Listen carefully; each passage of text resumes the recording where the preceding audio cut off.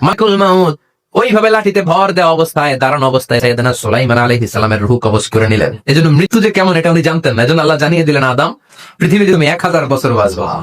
আলফু সানা। লাম্মা খালাকাল্লাহু আদামা ওয়া কানা তুনুহু 60 যিরাআন।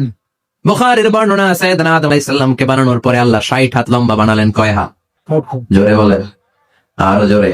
60 হাত লম্বা। এরপরে ওনার ঔরসে পৃথিবীতে যত নারী আসবে, পুরুষ আসবে রূহের জগতে, সবগুলো রূহকে বসিয়ে দিলেন বৈঠকে। সুবহানাল্লাহ। বিশাল কনফারেন্স রুম। আমরাও ছিলাম না? আমাদের রূপটাও ছিল। সাইয়েদনা আদম বললেন, আল্লাহ এরা কারা? আল্লাহ বললেন, আদম এগুলো সব তোমার সন্তান। সাইয়েদনা আদম অবাক দৃষ্টিতে, অপলক নয়নে নিজের সন্তানদের রূহগুলো দেখতেছিলেন। দেখতে দেখতে হঠাৎ একটা রূহকে ভালো লেগে গেল। বললেন, আল্লাহ এটা কার রূহ? আল্লাহ বললেন, এটা দাউদ আলাইহিস সালামের রূহ। পড়েন সুবহানাল্লাহ। আল্লাহ এটাকে দেখতে বড় ভালো লাগে। কার রূহ? এটা তোমার ছেলে নবী হবে, নবী দাউদের রূহ। আল্লাহ দুনিয়াতে সে কয়দিন বাঁচবে? আল্লাহ বললেন, 40 সানা, 40 বছর। কয় বছর? সবাই বলেন, কয় বছর? 40 বছর। সাইয়েদনা আদম বলেন, মাবুদ আমার এত সুন্দর কলিজার টুকরা সন্তান দাউদ আলাইহিস সালামকে দুনিয়াতে মাত্র 40 বছর আপনি কেন দিলেন? আল্লাহ প্রথম মানুষ এবং নবী হিসেবে আপনার কাছে ফরিয়াদ করি, আমার ছেলে দাউদের বয়স বাড়ায়া দেন।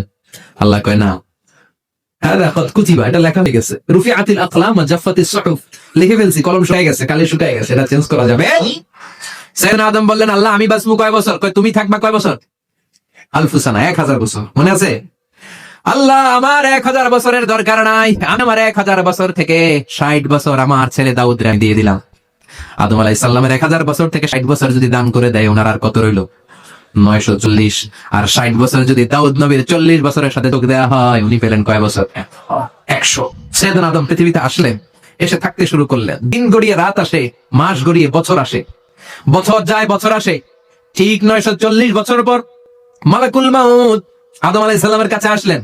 বললেন, আনা মালাকুল মাউত উকিলা বিকুম, আপনাদের জন্য আল্লাহ আমাকে বানিয়েছে রূহ কবজ করতে। ও আদম, আবুল বাশার, পৃথিবীর প্রথম মানব, প্রথম নবী, আপনার সময় শেষ, রেডি হন। কি হন? খেলা শুরু হবে।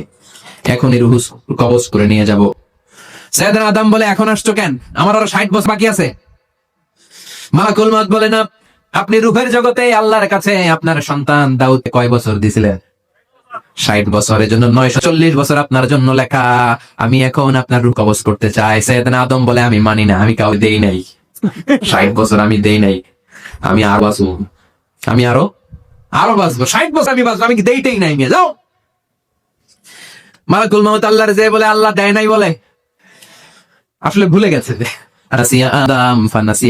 আদম আলাইহিস সালাম ভুলে গেছেন, তাই আমরাও ভুল করি, ঠিক কিনা? এজন্য আমাদের নেতারাও বলে, এটা দেবো ওটা দেবো, নির্বাচনের পর সব ভুলে যায়। নাই ওই যে আদম আলাইহিস সালাম বলছে, আমরা ভুলে যাই। ওনাদের দোষ কি? ভুলে যায়, বেমালুম ভুলে যায়। আল্লাহ বললেন, মালাকুল মাউত আর জোরাজুরি করো না।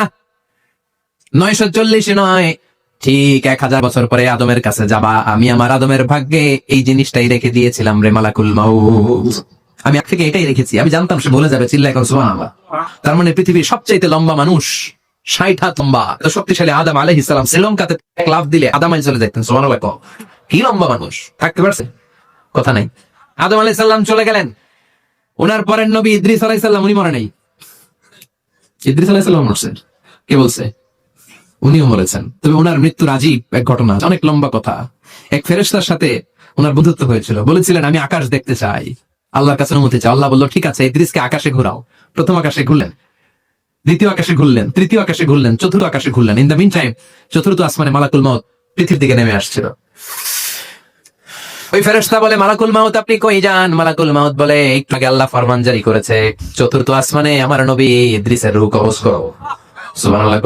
আমি বললাম, আল্লাহ আপনার পাঠানো নবী সাইয়েদনা ইদ্রিস থাকে দুনিয়ায়, চতুর্থ আসমানে পাও কই? আল্লাহ কয়, কথা নাই, দৌড় দে। আমি দৌড় দিলাম, এসে দেখি ইদ্রিস আলাইহিস সালাম এখানে রেডি। সুবহানাল্লাহ। ওয়া রাফা'নাহু মাকানান আলিয়্যা। ইদ্রিস আলাইহিস সালামের রূহ কবজ দুনিয়ায় হয়নি, চতুর্থ আকাশের মধ্যে হয়েছে। একটু চিৎকার করে বলেন সুবহানাল্লাহ। এরপরে সুলাইমান আলাইহিস সালাম, উনি তো মরে নাই, মরছে। উনি জিন চালাইতো, উনিও মরবে। শক্তিশালী একজন নবী ছিল। উনি মালাকুল মাউতকে বলেছিলেন, মালাকুল মাউত আমার মৃত্যুর সুয়াইয়া, সামান্য কিছু আগে আমারে বইলো, আমার একটা কাজ আছে। মালাকুল মাউত মৃত্যুর কিছু সময় আগে এসে বলল, সুলাইমান টাইম ইজ আপ, সময় শেষ, অল্প কিছু সময় বাকি, কি করবেন করেন। সাইয়েদনা সুলাইমান জিনদেরকে ডাকলো, ও জিনেরা, বিশাল একটা প্রজেক্ট আছে, প্রজেক্টে কাজ শুরু করো। আর কিছুদিনকে বললো চারদিকে গ্লাস ফিটিং করা একটা রুম বানাও। সাইয়েদনা সুলাইমান আলাইহিস সালাম গ্লাস ফিটিং করা রুমের ভেতরে ঢুকলেন। এই রুমে ঢুকার দরজা নাই, হাতে একটা লাঠি নিলেন, লাঠির মধ্যে ভর করে দাঁড়িয়ে রইলেন আর জিনদের দিকে তাকিয়ে রইলেন। জিনেরা এত বদমাশ ছিল, ফাঁকিবাজ কি ছিল। দাঁড়ায় না থাকলে আজও লোকজন কাজ করতে চায় না, ঠিক কিনা? মালিক দাঁড়ায় থাকলে ঠিকই কাজ হয়ে যায়। সুলাইমান আলাইহিস সালাম লাঠির মধ্যে ভর দিয়ে দাঁড়িয়ে রইলেন আর বললেন, কাজ করো। জিনেরাও কাজ শুরু করলো। ওদিকে মালাকুল মাউত এসে বলো, সুলাইমান সময় তো শেষ। সুলাইমান বলে, সমস্যা নাই, রূহ কবজ করো। উনি লাঠির মধ্যে ভর দিয়ে দাঁড়িয়ে রইলেন। গ্লাস ফিটিং করা রুমের ভিতরে কোরআন সাক্ষী।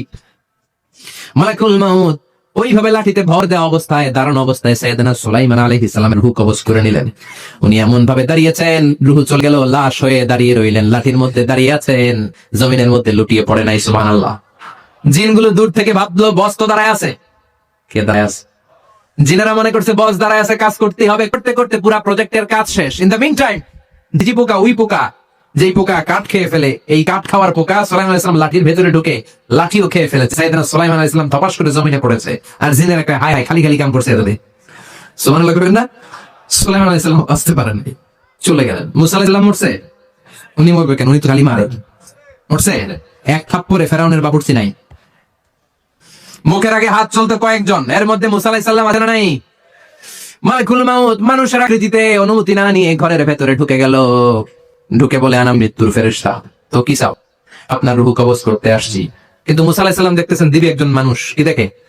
আবার সালাম দেয় নাই, অনুমতি নিয়ে ঢুকে নাই। ও মিয়া, অনুমতি নিয়ে ঘরে ঢুকার দরকার আছে না নাই? মুসা আলাইহিস সালামের মেজাজ বড় গরম। উনি বললেন, কি করবি? কই আপনারে মারমু, কই এদিকে আয়। মালাকুল মাউত মনে মনে ভাবে, এতদিন সব মানুষগুলো আমারে দেখলে দিত দৌড়, আজকে মনে হয় আমারে দিতে হবে দৌড়। এক পা গায়ে দুই পা পেছায় সাহস করে সামনে গেলেন। আবার মুসা আলাইহিস সালাম দিলেন এরকম থাপ্পড়। ফাসাক্কাহু ফাফাকু আইনা, বুখারীর বর্ণনা, এক থাপ্পড়ে চোখ নাই। ঠিকই মালাকুল মাউত দৌড়, এক দৌড়ে আল্লাহর কাছে। আল্লাহ বললেন, রাখো। এটা মুসা আলাইহিস সালাম, তার মেজাজ বড্ড গরম, আমাকে কথা বলতে হবে। আল্লাহ বললেন, মুসা, বুখারীর বর্ণনা, গরুর পিঠের উপর হাত রেখে দাও। রাখা হলো। তোমার হাতের নিচে গরুর যত পশম, প্রত্যেক পশমের বিনিময়ে এক এক বছর করে হায়াত বাড়িয়ে দিলাম।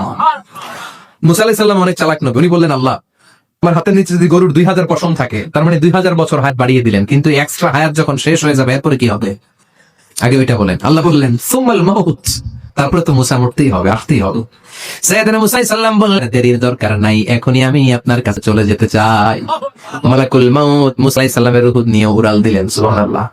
বুঝতে পারছে? ইন্তেকাল করেছেন, চিল্লা এখন ঠিক কিনা? ইন্তেকালের আগে বিশ্বনবী প্রচন্ড অসুস্থ হলেন। মা আয়েশারে ডেকে বললেন, আয়েশা, মনে হয় আমি বাঁচবো না। ওই যে খায়বার বিজয়ের দিন, দুর্গ বিজয় করার পরে এক ইহুদি মহিলা আমার দাওয়াত দিয়েছিল। ওই দাওয়াত খেতে যাওয়ার পরে গোশতের মধ্যে বিষ মাখানো হয়েছিল রে আয়েশা। বিষ মাখানো খাসির গোশত খেয়ে যে ব্যথা আমার পেটে উঠেছিল, আজ আবার সেই ব্যথা উঠেছে। বিশ্বনবী ওই বিষ খাওয়ানো গোশতের কারণে ইন্তেকাল করেছেন। তার মানে বিশ্বনবী শহীদ। আল্লাহ বিশ্বনবীকে শুধু নবী বানায় নাই, শহীদ হিসেবে কবুল করেছেন। সুবহানাল্লাহ করবেন না? প্রচন্ড অসুস্থ, উনি ছাড়া মসজিদে নববীতে কেউ ইমামতি করার সাহস পায় না। বিশ্বনবী বললেন, আবু বকর তুমি যাও। আবু বকরও যায় না। বিশ্বনবী বললেন, পানি আনো। বিশ্বনবী পানি দিয়ে ওযু করলেন। ওযু করে কয়েকজন সাহাবীকে উঠতে চাইলেন, আবার ধপাস করে বেহুশ হয়ে পড়ে যায়। বিশ্বনবী উঠতে পারে না। আবার বললেন, ঠান্ডা পানি আনো। পানির ভেতরে বিশ্বনবী 2 হাত ঢুকিয়ে দিয়ে ঠান্ডা ভিজা হাত দিয়ে চেহারার মধ্যে মাসে করলেন আর বললেন, ইন্নালিল মাউতি লাসাকারাত, হায়রে মৃত্যুর কি যন্ত্রণা, হায়রে মৃত্যুর যে কি কষ্ট। ও মিয়া, বিশ্বনবী যদি মৃত্যুর কষ্টে কাতরায়, আমাদের অবস্থা কি? আমাদের নসিবে কি আছে? আল্লাহ তুমি বাঁচাও করে না আমি। বিশ্বনবী কাঁদছেন, সাহাবারা একের পর এক দেখতে আসে। কান্নার রোল পড়ে গেল চারদিকে। ইন্তেকালের আগে বললেন, নামাজ ছেড়ে দিও না। আর বললেন, ওয়ামা মালাকাত আইমানুকুম, তোমাদের অধীনস্থ কর্মচারীদের সাথে খারাপ আচরণ করো না। বিশ্বনবীও চলে গেলেন। থাকতে পেরেছে কেউ? চিল্লায় বলেন। এজন্য আমরা আল্লাহর কাছে ইমানই মৃত্যু চাই। কি মৃত্যু? আমরা উত্তম মৃত্যু চাই। চিল্লায় বলেন, কি মৃত্যু?